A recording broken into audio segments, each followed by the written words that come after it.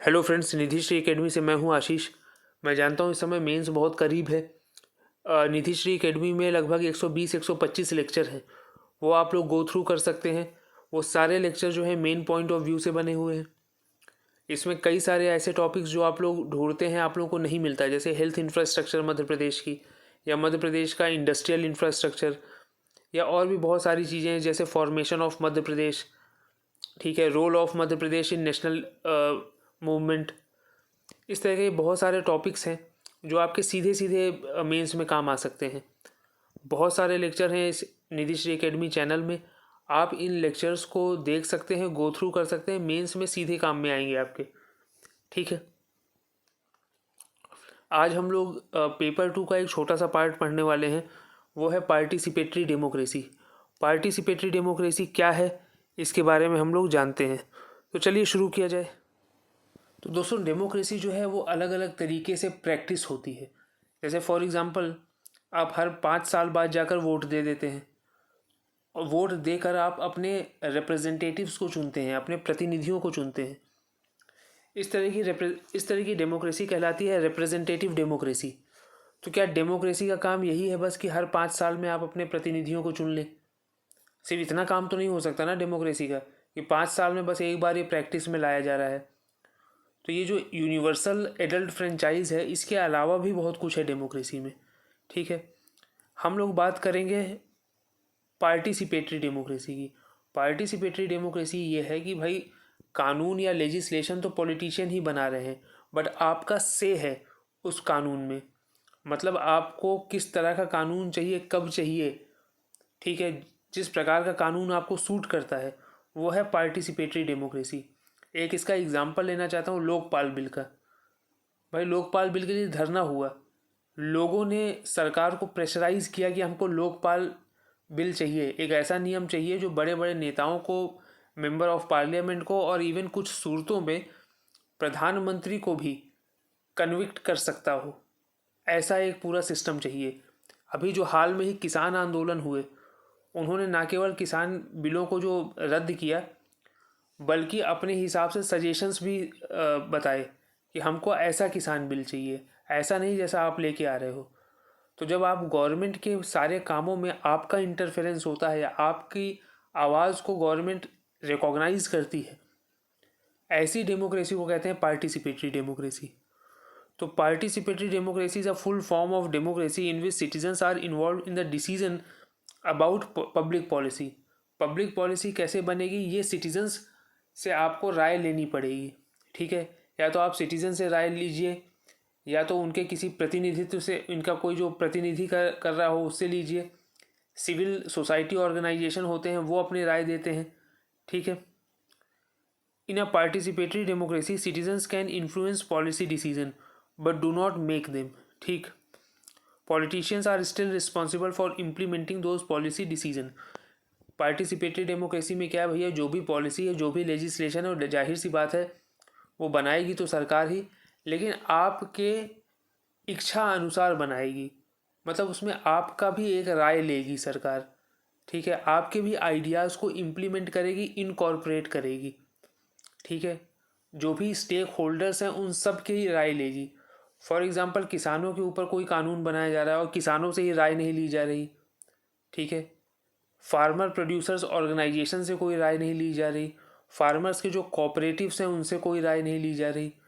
ऐसा नहीं, इन सब की राय सम्मिलित होती है जब भी कोई ड्राफ्ट बनाया जाता है, जो बाद में बिल का रूप लेकर पार्लियामेंट में पेश होता है। तो ये है पार्टिसिपेटरी डेमोक्रेसी का मूल फंडा। ठीक है, अच्छा, इसमें एक रूसो थे। He was strong exponent of participatory democracy. Rousseau जो है एक पॉलिटिकल साइंटिस्ट थे। ये गांधी जी भी इनसे बड़े इंस्पायर हुए थे रूसो की राइटिंग से। ठीक है, इन्होंने ये बोला था, बाद में गांधी जी ने जब अपना स्वराज कॉन्सेप्ट जो है लागू किया, या स्वराज कॉन्सेप्ट को उन्होंने एनविसाज किया, तो उन्होंने बहुत सारी चीज़ें जो है रूसो से ही उठाई। फॉर एग्जाम्पल, रूसो ये कहते थे कि भाई, if law and general administration is meant for the people, it is reasonable that behind this law and running the administration there shall lie the consent of people. ठीक है, कोई भी अगर आप कानून बना रहे हैं, उसमें जनता का कंसेंट होना चाहिए। सेम यही बात महात्मा गांधी ने भी कही कि no legislation in advance of people's will. जनता के कहने पर या बिना जनता की हामी पर किसी भी प्रकार का लेजिस्लेशन जो है घातक है। ठीक है। He held that in order to protect the interest of community a piece of legislation is suppose to ratified by the community itself which corrects the special interest that any institution may develop. अभी हम लोग हाल का ही example ले लेते हैं, जैसे किसान bill जिनको वापस कर लिया गया। भाई जब किसान बिल का ड्राफ्ट फॉर्म हुआ होगा तब किसी भी फार्मर से उसको क्रॉस चेक नहीं करवाया गया या उसमें किसी भी फार्मर की आवाज़ नहीं थी। ठीक है। फार्मर्स को ये लग रहा था कि जो फार्मर्स की जो कम्युनिटी थी और जिस वजह से ये विद्रोह हुआ है उससे ये लग रहा था कि ये पूरा का पूरा जो बिल है उसमें वेस्टेड इंटरेस्ट जो है वो बिजनेस ग्रुप के हैं, कि इस कानून बिल से बिजनेस ग्रुप को फ़ायदा पहुंचने वाला है, ना कि किसानों को। ठीक है। इसलिए हो रहा था धरना। तो अगर किसानों से रेटिफाई कराया जाता या किसान अगर उसमें कुछ नए बदलाव सजेस्ट करते और गवर्नमेंट उन बदलावों को एक्सेप्ट भी करती, इनकॉर्पोरेट भी करती, तो इस तरह का कोई धरना नहीं होता। ठीक है। ये पूरी कहानी है। फार्मर बिल है क्या, उसमें धरना क्यों हुआ, उनकी क्या मांग थी, इन चीज़ों को किसी और लेक्चर में बताएंगे। बहुत बड़ी बात है, 1 साल का धरना है, क्या क्या हुआ, क्यों हुआ, वो सब हम लोग बाद में डिस्कस करेंगे। अभी आप ये समझ जाइए कि पार्टिसिपेटरी डेमोक्रेसी होती क्या है। अब फीचर्स क्या क्या है पार्टिसिपेटरी डेमोक्रेसी के। Participatory democracy attempts to create opportunities of all member to participate in decision making process and seeks to increase the range of people who have access to such opportunities। देखिए अगर हम लोग political equality की बात करें ना, तो political equality सिर्फ ये नहीं है कि आप चुनाव लड़ सकते हैं, आप वोट दे सकते हैं irrespective of your cast, colour, creed, sex, place of birth. ये बात नहीं है पॉलिटिकल इक्वालिटी। पॉलिटिकल इक्वालिटी मतलब आप किस हद तक प्रोसेस ऑफ गवर्नेंस में आप पार्टिसिपेट करते हैं। ठीक है। इससे क्या होता है कि सिटीज़न जो है ज़्यादा ताकतवर होता है। दूसरा पॉइंट क्या है, सिटीज़न और लेजिस्लेटर्स के बीच पावर डिस्टेंस बहुत कम होता है। आज की डेट में ऑर्डिनरी सिटीज़न एक एमएलए और एमपी को बहुत बड़ा आदमी देखता है, वो ये नहीं जानता कि इनका काम तो हमारी सेवा करना है। तो power distance between citizen and MPs और power distance between citizen and MLA is very high. तो जब आप स्वयं जो है किसी पॉलिसी को बनाने में अगर आप स्टेक होल्डर हो तो जाहिर सी बात है पावर डिस्टेंस कम होगी कि नहीं होगी। अब तो कोई पॉलिसी बन रही है वो आपकी सहमति से ही बन रही है ना। तीसरी बात ये कि ये एक बेहतर और रेस्पॉन्सिबल सिटीजनरी इवॉल्व करने में मदद करता है। जो भी बड़े डिसीजन हो रहे हैं उसमें सिटीजन का कोई ग्रुप, चाहे वो सिविल सोसाइटी ऑर्गेनाइजेशन ही हो, जो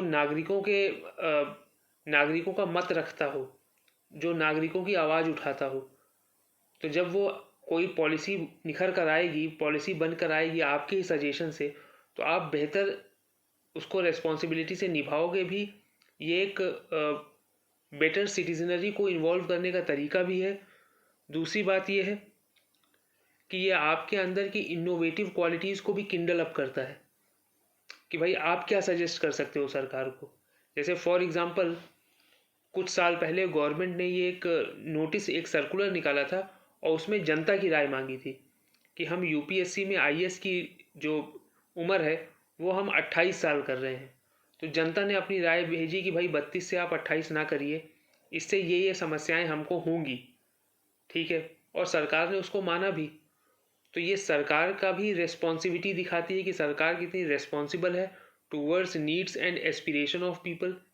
ये जनता का भी दिखाती है कि भाई जनता कितनी सजग है सरकार की नीतियों के प्रति। ठीक है। तो ये देखा जाए तो सरकार और जनता के बीच ये संवाद है और जनता का रोल है बेटर गवर्नमेंट पॉलिसीज को इन्वॉल्व करना। जैसे फॉर एग्जांपल जो क्लाइंट और कस्टमर जो मॉडल है वो सरकार और जनता के बीच में नहीं चलता है। ऐसा नहीं कि गवर्नमेंट सिर्फ बैठी हुई है आपको सर्विसेज देने के लिए।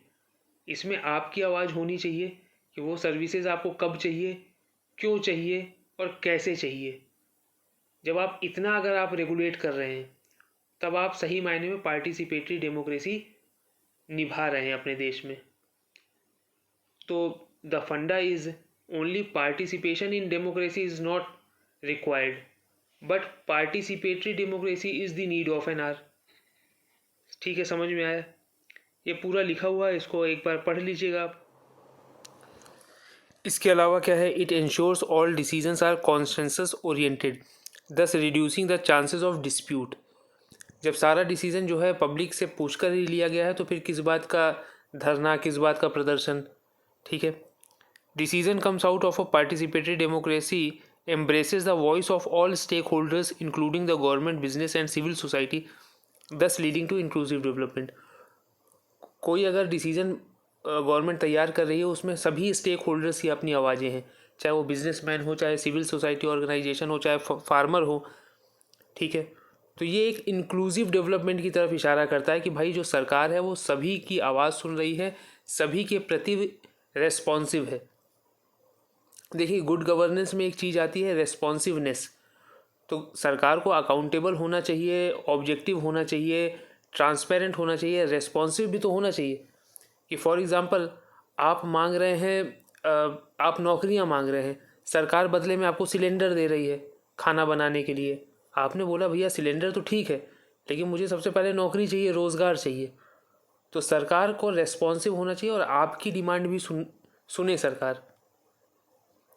It helps in ensuring accountability and transparency by reducing scope of maladministration and corruption. For example, social audit. Social audit अभी हम लोग आगे देखेंगे, ये भी एक तरीके का पार्टिसिपेटरी फॉर्म ऑफ डेमोक्रेसी ही है, जहाँ पे सोशल ऑडिटिंग होती है। आपसे पूछा जाता है कि भैया 15 लाख रुपए आए थे और 10 कुएँ बनने थे गांव में, बने कि नहीं? तो पता चला सरपंच जी ने बताया कि नहीं, 15 लाख रुपए तो आए थे लेकिन कुएँ सिर्फ 2 खुदे हैं, तो बाकी 13 कहाँ गए? तो ये एक तरीके से जो पब्लिक वर्कर है या जो सिविल सर्वेंट है उनके ऊपर एक तरीके की अकाउंटेबिलिटी भी डालता है कि पैसा जहाँ पे खर्च करना चाहिए था वहीं पे खर्च किया कि नहीं, या आपने जो भी डेवलपमेंट कार्य कराए या वो धरातल में भी हुए या सिर्फ किताबों में हुए। ठीक है, ये फाइल के पन्नों में हुए हैं डेवलपमेंट के कार्य कि धरातल में हुए हैं। ये है सोशल ऑडिट। तो सोशल ऑडिट जो है वो एक तरीके की अकाउंटेबिलिटी जो है डालता है सिविल सर्वेंट्स के ऊपर, प्लस ट्रांसपेरेंसी भी क्रिएट करता है। इसके साथ ही साथ जनता का विश्वास भी बढ़ता है सरकार के ऊपर। तो भैया ये है पूरा पार्टिसिपेटरी डेमोक्रेसी। अब इसके बाद हम लोग देखते हैं कि पार्टिसिपेटरी गवर्नेंस इंडिया में कैसे काम करती है, ये भी तो देखना है। तो चलिए देखते हैं अब पार्टिसिपेटरी गवर्नेंस जो है इंडिया में कैसे इम्प्लीमेंट किया जा रहा है। तो इसका सबसे बड़ा इंस्टीट्यूशन है पंचायती राज। अब पंचायती राज के भी अंदर ट्राइबल काउंसिल हैं और ग्राम सभा है, ऑटोनॉमस डिस्ट्रिक्ट्स हैं। इन सब के बारे में डिटेल में बात नहीं करेंगे, लेकिन अब मैं आपको एक बात समझा लेता हूँ कि किसी भी ग्राम पंचायत में ग्राम सभा जो मुद्दे उठाती है उसी को इम्प्लीमेंट किया जाता है। और ग्राम सभा कौन होता है? ग्राम सभा वही गांव के लोग जिनकी उम्र 18 साल से ऊपर है, वही ग्राम सभा मेंबर्स हैं। जो ग्राम पंचायत में डेवलपमेंट प्लान्स होते हैं उनको फॉर्मुलेट करता है ग्राम सभा, इम्प्लीमेंट करता है कौन? सरपंच। तो मुद्दे जो है उठाने का काम करती है ग्राम सभा। तो हर गांव में जो ग्राम सभा है वो अपने आप में लेजिस्लेटर है। ठीक है, एग्जीक्यूटिव पावर किसके पास है? सरपंच के पास है। तो ये PRI जो है एक पार्टिसिपेटरी गवर्नेंस का तरीका है कि नहीं, कि भाई मुद्दे कौन उठा रहा है? वहीं के लोकल लोग। इम्प्लीमेंट कौन कर रहा है? सरपंच। किनके लिए? लोकल लोगों के लिए। ठीक है, दूसरा हम लोगों ने सोशल ऑडिट अभी देख लिया। सोशल ऑडिट का मेन काम ये है कि जो भी फिनेंशियल रिसोर्सेज हैं या नॉन फिनेंशियल रिसोर्सेज हैं which we are intended for development activities, वो सच में हुए हैं या नहीं। मतलब वो धरातल में हुए हैं या सिर्फ किताबों में, फाइलों में हुए हैं। बहुत बार देखा जाता है सोशल ऑडिट, जैसे कोई भी स्कीम होती है, ये सबसे पहले मनरेगा के साथ इसको इनकॉर्पोरेट किया गया है सोशल ऑडिट को। ज़िले के कलेक्टर, वहाँ के CDO जो चीफ डेवलपमेंट ऑफिसर होते हैं वो, साथ में सरपंच आ जाता है, और फिर उसके बाद गांव के वहाँ के लोगों से, स्थानीय लोगों से पूछते हैं कि भैया ये काम हुआ। वो लोग बोलते हैं नहीं हुआ। उसके बाद आगे की कार्यवाही होती है। इसके अलावा ministry of social justice and empowerment ने एक आई मेसा ये करंट से है तो इसको ध्यान दीजिएगा, information monitoring evaluation and social audit scheme formulate की है। अब से ministry of social justice and empowerment की कोई भी स्कीम होगी उसमें सोशल ऑडिट कंपलसरी हो गया है कि पहले जनता से ही जान लेते हैं कि काम हुआ है कि नहीं, उसके बाद फिर कैग की रिपोर्ट का इंतज़ार करेंगे और फिर अलग और तरीके से ऑडिट जैसे होते हैं वो सब करवाएंगे। सबसे पहले प्रीमा फेसी धरातल पे ही जान लेते हैं जनता से कि भाई काम हुआ कि नहीं। फॉर एग्ज़ाम्पल 100 जो है पब्लिक टॉयलेट बनवाए जाने थे, जनता से पूछते हैं कि पब्लिक टॉयलेट बने कि नहीं, जनता ने बोला एक भी नहीं बने, तो फिर अलग तरीके से कार्रवाई होती है। ठीक है, तो ये कुछ तरीके हैं पार्टिसिपेटरी गवर्नेंस के, और भी कई सारे तरीके हैं, ये आई में ऐसा याद रखना यार आप लोग। इसके अलावा एक सबसे इम्पॉर्टेंट जो ऐप है वो है mygov.in। इसमें क्या किया जा रहा है, citizen government dialogues on important governance matter. इसमें जो है सरकार जनता से डायरेक्ट संवाद करती है ऑन इम्पॉर्टेंट गवर्नेंस मैटर्स। इसके अलावा क्या है, citizen charter is another such initiative. Citizen charter के बारे में आप लोगों ने खूब सुना होगा। सिटीज़न चार्टर क्या है? Citizen charter is a set of commitment made by public authority regarding the standards of services which it delivers. It requires every public authority to publish a citizen charter after due consultation with interest groups involved. बहुत सारी जो public authorities हैं वो कौन कौन सी services deliver कर रही हैं, जैसे नगर निगम बहुत सारी सर्विसेज डिलीवर करता है, आपका हाउस रेंट से लेकर के बहुत सारी चीज़ें। ठीक है, अपना एक एक सिटीज़न चार्टर निकाल देते हैं ये सारी पब्लिक बॉडीज़ कि हम कौन कौन सी सर्विसेज डिलीवर कर रहे हैं। और ये जो सिटीज़न चार्टर होता है, बस ये समझ लीजिए कि आप जब होटल में जाते हैं ना तो होटल का मेन्यू है ये, जिसमें बताई जाती है कि हम इन इन सर्विसेज को डिलीवर करते हैं, इतने समय में करते हैं, सर्विसेज डिलीवर ना हो तब आपके पास क्या राइट्स हैं। ठीक है, और ये जो है ये डिसीज़न जो है किसी बंद कमरे में नहीं लिए जाते हैं, ये लोकल स्टेक होल्डर से पूछकर विचार करके ये सिटीज़न चार्टर बनाया जाता है। इसके अलावा और एक इम्पॉर्टेंट चीज़ है राइट टू इन्फॉर्मेशन एक्ट। इसने जनता को एम्पावर किया कि ये सरकार के एक्ट ऑफ ओमिशन और एक्ट ऑफ कमीशन के बारे में जानकारी प्राप्त कर सके। ठीक है, इससे गवर्नमेंट अकाउंटेबल भी होती है, साथ में जनता को पता भी रहता है कि गवर्नेंस में चल क्या रहा है। समझ में आई बात? तो इस तरीके से हर चीज़ को आपको रिलेट करना है, चाहे वो सिटीज़न चार्टर हो, चाहे पीआरआई हो, चाहे राइट टू इन्फॉर्मेशन हो। राइट टू इन्फॉर्मेशन मतलब आपके पास जानकारी होनी चाहिए कि गवर्नेंस में क्या चल रहा है, कौन सा टेंडर आया, कौन सा काम किया गया, ठीक है, टेंडर किसको अलॉट हुआ, ये सारी जानकारी आपको प्राप्त हो सकती है। इसके अलावा जो प्रेशर ग्रुप है हमारे देश में, जैसे सिविल सोसाइटी हो गया, एनजीओ हो गया, जितने भी तरीके के प्रेशर ग्रुप है, ये प्रेशर ग्रुप क्या करते हैं, ये जनता और सरकार को जोड़ने का काम करते हैं। भाई जनता की क्या दिक्कतें हैं, उनकी भावनाओं को सरकार तक कैसे पहुंचाया जाए। जैसे बहुत पहले 1986 में जो कंज्यूमर प्रोटेक्शन एक्ट आया था, वो भी सिविल सोसाइटी के ही रहमो करम पर आया था। सिविल सोसाइटी ने जो है आंदोलन किया था, तब जाके कंज्यूमर प्रोटेक्शन एक्ट बना। 2011 में जो हम लोग ने अन्ना आंदोलन देखा, वो भी एक सिविल सोसाइटी ऑर्गेनाइजेशन का मूवमेंट था, जहाँ पे उन्होंने जनता को मोबिलाइज़ किया, आंदोलित किया कि भैया हमको एक सशक्त लोकपाल बिल चाहिए, तभी हम करप्शन से लड़ सकते हैं। जनता ने भी धरना दिया, पब्लिक उसके साथ जुड़ी, और रिज़ल्ट क्या निकला, लोकपाल बिल पास हुआ। ठीक है, तो इस तरीके से जो है पार्टिसिपेटरी गवर्नेंस हमारे देश में लागू की जाती है। बहुत सारे प्लेटफॉर्म बन चुके हैं। इनफैक्ट जो है पार्टिसिपेटरी गवर्नेंस तो आपका सोशल मीडिया भी है। आप सोशल मीडिया की तरफ से भी प्रेशर ग्रुप क्रिएट कर सकते हो। प्रेशर ग्रुप क्रिएट कीजिए, जनता को आप एक साथ जोड़िए, सरकार को कोई सजेशन दीजिए, और सरकार, बहुत बार ऐसा होता है जब सरकार आपकी सजेशन मान जाती है। ठीक है, ये सरकार को ज़्यादा रेस्पॉन्सिव बनाने का तरीका है पार्टिसिपेटरी गवर्नेंस, सिटीजन्स को ज़्यादा इन्फॉर्म्ड बनाने का तरीका है, पावर डिस्टेंस कम करने का तरीका है बिटवीन सिटीज़न एंड गवर्नमेंट। ठीक है, सिटीज़न की कोई इनोवेटिव स्किल है रिगार्डिंग एडमिनिस्ट्रेशन, उसको नर्चर करने का तरीका है। फंक्शन ऑफ गवर्नेंस में कूदने का एक तरीका है, अपना सहयोग देने का एक तरीका है, इंक्लूसिवनेस को काफ़ी ऊपर बढ़ाने का तरीका है पार्टिसिपेटरी गवर्नेंस। और डेमोक्रेसी का जो मूल उद्देश्य है कि पावर जो है, शक्ति जो है जनता के हाथ में हो, तो जनता को शक्तिशाली करने का भी तरीका है कि अब देश में वही हो रहा है जो हम चाहते थे। और यही जो है गांधी जी की स्वराज की भी कल्पना है कि देश में जो लेजिस्लेटर्स हैं वो पहले जनता की सुने कि उनको क्या चाहिए, उसके बाद नियम बनाएं। तो यही है पार्टिसिपेटरी गवर्नेंस। समझ गए? ये एक आपका छोटा सा टॉपिक था मेंस का। अगर आपको पसंद आया हो तो ज़रूर लाइक कीजिए, शेयर कीजिए। आप लोग शेयर भी नहीं करते हैं, ज़्यादा लाइक भी नहीं करते हैं। हाँ, आपके कमेंट ये बताते हैं कि वीडियोस अच्छे बन रहे हैं और टू द पॉइंट बन रहे हैं। हमको इसी तरह सपोर्ट देते जाइए, आपको लगभग सब कुछ हम कवर करवाएंगे। आप MPPSC मेन से रिलेटेड कोई भी टॉपिक नहीं छूटेगा, लेकिन आप लोग हमारा साथ दें।